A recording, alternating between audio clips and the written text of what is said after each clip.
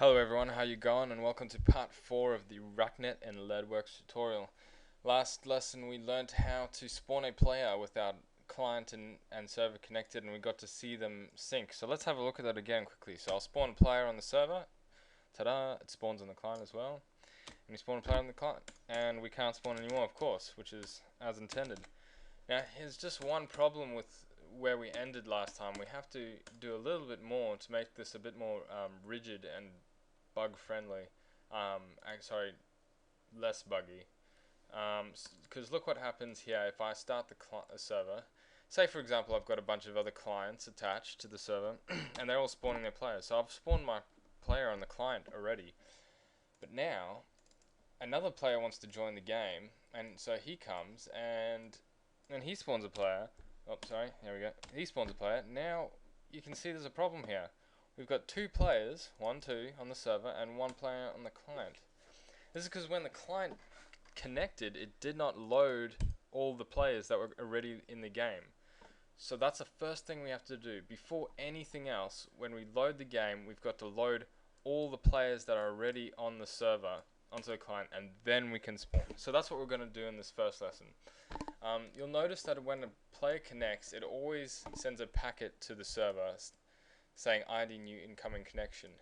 Now we can use this to make the server react to a new connection and make the server send out the information of all the players once it gets that packet to just this the client that connected.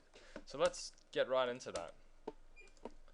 Okay, I've got it here. We'll start with our server. Now, as I said, the first thing that happens is we get ID new incoming connection. So our packet will immediately take it to this case, and as you saw, it printed ID new incoming connection.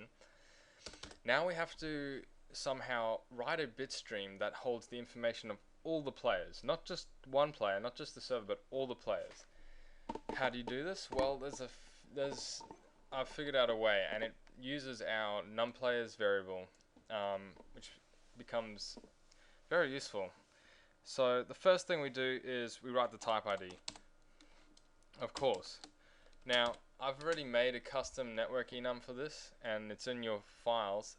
I've made ID load current players. So when the client receives this, it'll load all the players based on the information that the server gave it. Okay, so we'll set the type ID first. Equals ID load current players. Okay. Now what we want to do is we want to start a for loop, because the amount of players loaded on the server can be a different amount any time.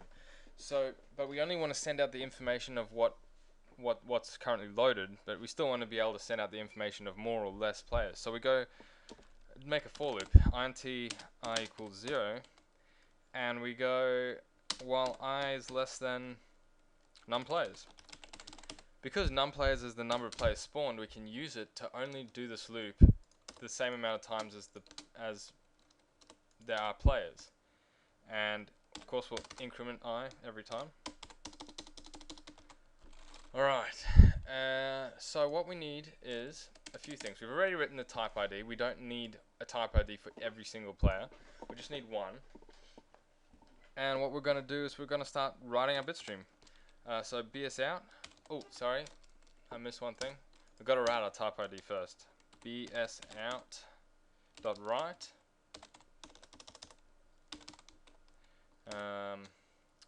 type ID. Alrighty, so that's that. Remember we defined BS out here, we don't have to define it again. Let me just check something. Okay, that's all good. Now we can start writing. We need the position and the rotation of the of all the players. So let's do that first. Let's just write them, position X, Y, Z of each player based on whatever I is. So that's pretty easy, as you'll notice. All you go is bs out dot write. Okay, now we're going to have 7, sorry, because we've got the position X, position Y, position Z, rotation Y, rotation X, rotation Z. We want the entity position of player I, and then the body. You've got to get the body, or whatever it actually defines the physical object in your scene. So it's the body of the player class that you want to get the position of, and we need the X. You might be able to send vec3s. I think I tried it and it didn't work, but that's why I'm breaking it up here into X, Y, and Z's, which I don't really mind doing. P body dot Y, and that was just a bit silly. I could have just copied that whole thing and gone Z, X, and change this to rotation.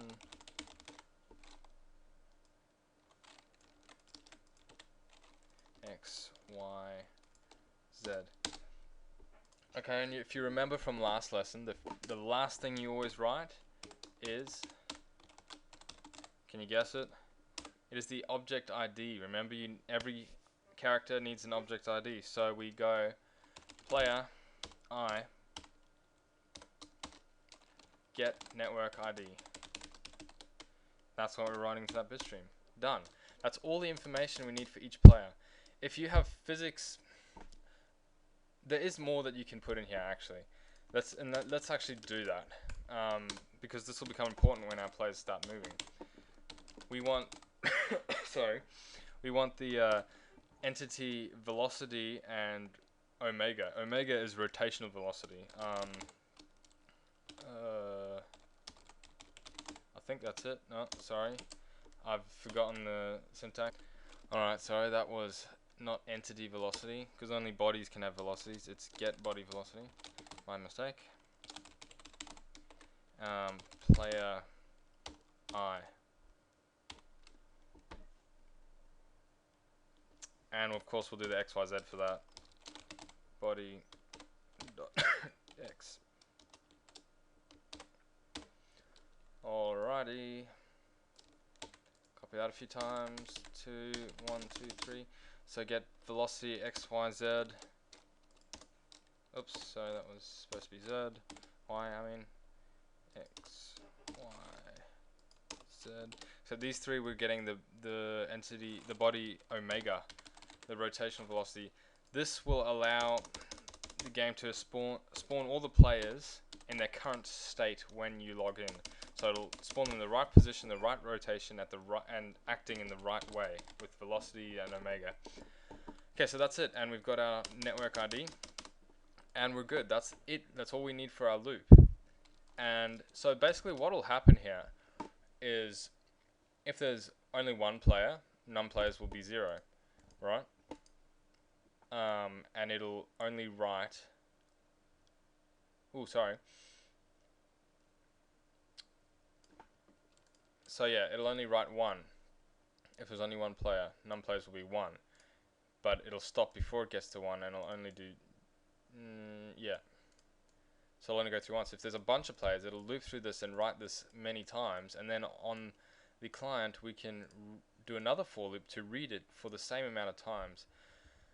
There is just one thing I've forgotten. BS out dot write num players. Okay, we've got to tell how many the client that's receiving this, how many players it needs to spawn.